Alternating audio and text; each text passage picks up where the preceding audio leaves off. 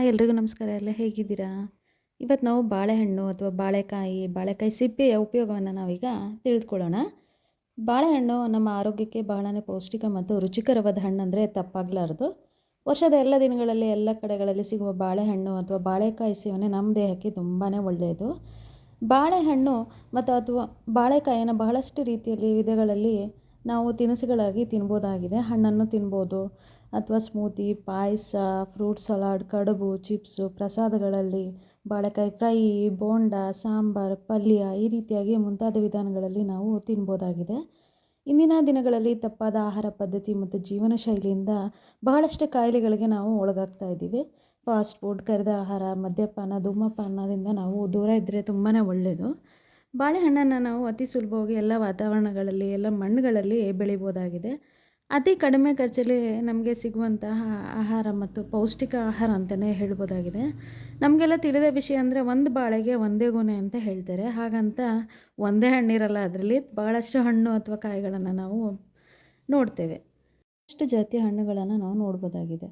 ಪುಟ್ಟಬಾಳೆ, ಕರಿಬಾಳೆ, ಪಚ್ಚಬಾಳೆ, ಸಕ್ಕರೆ ಬಾಳೆ, ಬೂದುಬಾಳೆ, ರಸಬಾಳೆ, ಮೈಸೂರು ಬಾಳೆ, ನೇಂದ್ರ ಬಾಳೆ, ಕೊಡತ ಬಾಳೆ ಇನ್ನು ಮುಂತಾದ ಬಾಳೆಹಣ್ಣುಗಳನ್ನು ನಾವು ನೋಡ್ಬೋದಾಗಿದೆ. ಇದಷ್ಟೇ ಅಲ್ಲದೆ ವಿಜ್ಞಾನಿಗಳು ಬೇರೆ ಬೇರೆಯಾದಂಥ ಹೈಬ್ರಿಡ್ ಮಾದರಿಯ ಬಾಳೆಹಣ್ಣಿನ ಸಸಿಗಳನ್ನು ಕೂಡ ಕಂಡುಹಿಡ್ಕೊಂಡಿದ್ದಾರೆ.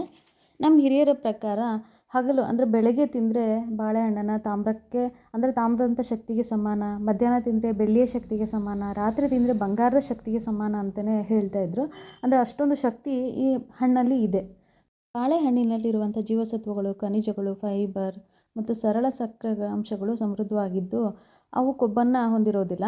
ಬಾಳೆಹಣ್ಣಿನಲ್ಲಿ vitamin B6, vitamin A, folate, vitamin C, fibre, magnesium, potassium ಮತ್ತು ಕಾರ್ಬೋಹೈಡ್ರೇಟ್ಗಳು ಸಮೃದ್ಧ ಮೂಲಗಳಾಗಿದೆ. ನಾವೀಗ ಬಾಳೆಹಣ್ಣಿನ ಉಪಯೋಗವನ್ನು ಒಂದೊಂದಾಗಿ ತಿಳ್ಕೊಳ್ತಾ ಹೋಗೋಣ. ಬಾಳೆಹಣ್ಣು ನಮಗೆಲ್ಲ ತಿಳಿದ ಹಾಗೆ ಜೀರ್ಣಕ್ರಿಯೆಗೆ ತುಂಬಾ ಒಳ್ಳೆಯದು. ನಮ್ಮ ಹೊಟ್ಟೆ ಗಟ್ಟಿಯಾದಂಥ ಸಂದರ್ಭದಲ್ಲಿ ಅಥವಾ ಮೋಷನ್ ಸರಿಯಾಗದಿದ್ದಂಥ ಸಂದರ್ಭದಲ್ಲಿ ಬಾಳೆಹಣ್ಣನ್ನು ತಿಂದರೆ ಜೀರ್ಣಕ್ರಿಯೆಗೆ ತುಂಬಾ ಒಳ್ಳೆಯದಾಗತ್ತೆ. ಹಾಗೆ ಆಹಾರವನ್ನು ಮೆದು ಮಾಡಿ ಸರಳವಾಗಿ ಮಲದ ಮೂಲಕ ಹೊರಗಡೆ ಹೋಗೋಕ್ಕೆ ಅನುಕೂಲ ಮಾಡುತ್ತೆ. ಹೊಟ್ಟೆ ಹುಣ್ಣಿಗೆ ಇದು ಬಾಳೆಹಣ್ಣು ತುಂಬಾ ಅನುಕೂಲ ಅಂತಲೇ ಹೇಳ್ಬೋದು. ಹೃದಯದ ಆರೋಗ್ಯ ಮತ್ತು ಅಧಿಕ ರಕ್ತದೊತ್ತಡವನ್ನು ನಿಯಂತ್ರಿಸಲು ಸಹ ಇದು ಸಹಕಾರಿಯಾಗಿದೆ. ಬಾಳೆಹಣ್ಣಿನ ಸಿಪ್ಪೆಯಿಂದ ನಮ್ಮ ಹಲ್ಲುಗಳನ್ನು ಸಹ ಹಲ್ಲಿನ ಹೊಳಪನ್ನು ಕಾಯ್ದುಕೊಳ್ಬೋದಾಗಿದೆ. ಹಾಗೆ ನಮ್ಮ ತ್ವಚೆ ಮೇಲೆ ಉಂಟಾಗುವ ನರವಲಿಗಳನ್ನು ನಿವಾರಿಸ್ಬೋದು, ಮೊಡವೆಗಳನ್ನು ಸಹ ನಿವಾರಿಸ್ಬೋದು ಬಾಳೆಹಣ್ಣಿನ ಸಿಪ್ಪೆಯಿಂದ. ಕೋಳಿ ಮಾಂಸದ ತಾಜಾತನವನ್ನು ಕಾಪಾಡಿಕೊಳ್ಳಲು ಬಾಳೆಹಣ್ಣಿನ ಸಿಪ್ಪೆಯನ್ನು ಬಳಸ್ಬೋದಾಗಿದೆ. ಸೋರಿಯಾಸಿಸ್ನಿಂದ ಉಂಟಾಗುವ ತುರಿಕೆಯನ್ನು ಬಾಳೆಹಣ್ಣಿನ ಸಿಪ್ಪೆಯಿಂದ ನಿವಾರಿಸ್ಬೋದಾಗಿದೆ. ಕ್ರಿಮಿಗಳ ಕಡಿತಕ್ಕೆ ಬಾಳೆಹಣ್ಣಿನ ಸಿಪ್ಪೆಯಿಂದ ಮಸಾಜ್ ಕೂಡ ಮಾಡ್ಕೋಬೋದಾಗಿದೆ. ಬಾಳೆಹಣ್ಣು ಮೂಳೆಗಳ ಆರೋಗ್ಯಕ್ಕೆ ಬಹಳನೇ ಒಳ್ಳೆಯದು ಅಂತಲೇ ಹೇಳ್ಬೋದಾಗಿದೆ. ಮೂತ್ರಪಿಂಡದ ಆರೋಗ್ಯವನ್ನು ಕೂಡ ಇದು ಸುಧಾರಿಸುತ್ತೆ. ಇರುವಂತಹ ಅಗತ್ಯ ಖನಿಜಾಂಶಗಳು ಹೃದಯ ಬಡಿತಕ್ಕೆ ಇಂಧನವಾಗಿ ಕಾರ್ಯವನ್ನು ನಿರ್ವಹಿಸುತ್ತೆ.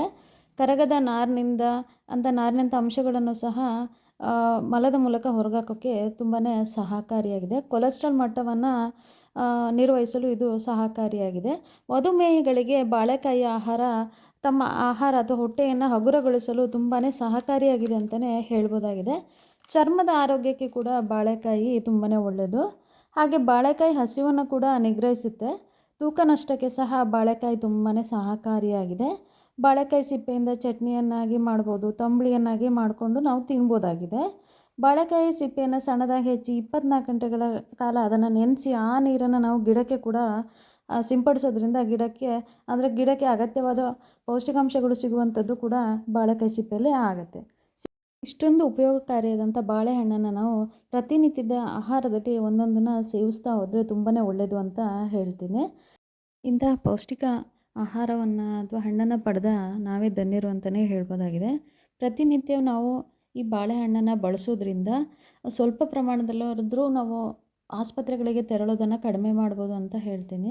ಸಣ್ಣ ಸಣ್ಣ ವಿಷಯಕ್ಕೂ ಆಸ್ಪತ್ರೆಗಳಿಗೆ ತೆರಳೋದು, ಬಹಳಷ್ಟು ಹಣ ಖರ್ಚು ಮಾಡೋದನ್ನು ಸ್ವಲ್ಪ ಪ್ರಮಾಣದಲ್ಲಾದ್ರೂ ಕಡಿಮೆ ಮಾಡ್ಬೋದು. ಅಂಥ ಔಷಧೀಯ ಗುಣಗಳನ್ನು ಈ ಬಾಳೆಹಣ್ಣು ಹೊಂದಿದೆ. ಹಾಗಾಗಿ ಎಲ್ಲರೂ ಬಾಳೆಹಣ್ಣನ್ನು ತಮ್ಮ ಆಹಾರದಲ್ಲಿ ಬಳಸೋದು ತುಂಬಾ ಒಳ್ಳೆಯದು ಅಂತ ಹೇಳ್ತೀನಿ. ಹಾಗೆ ಇವತ್ತು ನಾನು ಬಾಳೆಹಣ್ಣಿನ ವಿಶೇಷತೆಗಳನ್ನು ಅಥವಾ ಉಪಯೋಗಗಳನ್ನು ಒಂದು ಸಣ್ಣ ಪ್ರಮಾಣದಲ್ಲಿ ನಿಮಗೆ ಇವತ್ತು ತಿಳಿಸ್ಕೊಟ್ಟಿದ್ದೀನಿ. ಈ ವಿಡಿಯೋ ನಿಮ್ಗೆ ಇಷ್ಟ ಆದರೆ ಲೈಕ್ ಮಾಡಿ, ಸಬ್ಸ್ಕ್ರೈಬ್ ಮಾಡಿ. ಎಲ್ರಿಗೂ ಧನ್ಯವಾದಗಳು.